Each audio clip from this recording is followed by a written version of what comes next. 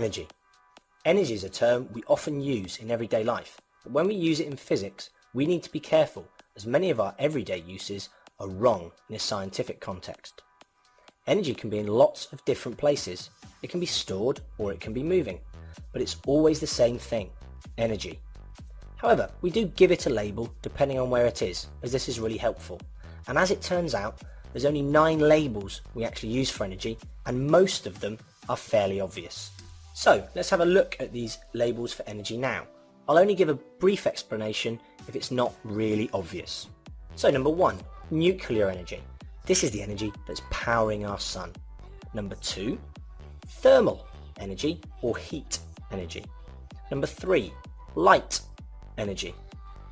Number 4, sound energy. Number 5, electrical energy. Number 6, gravitational potential energy.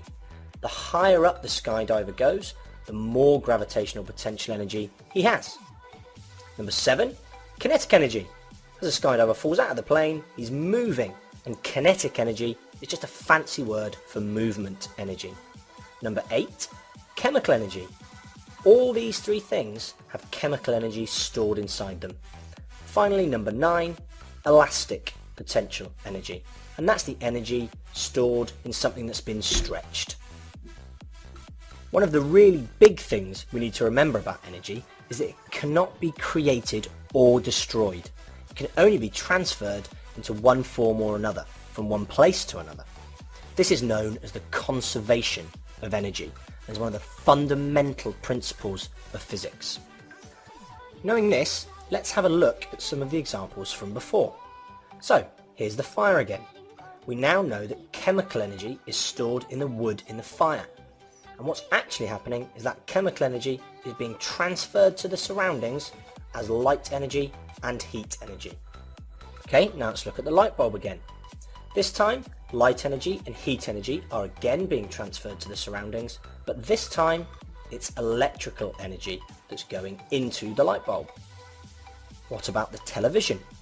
Well, it's electrical energy going into the television. We definitely get light energy and sound energy coming out of the television. There's also a bit of wasted heat energy there as well. Finally, the slingshot. Well, there's elastic potential energy stored in the stretched elastic of the slingshot, and when we let go, that elastic potential energy is transferred to kinetic energy of the ball as it flies through the air, and also to gravitational potential energy of the ball as it gains in height.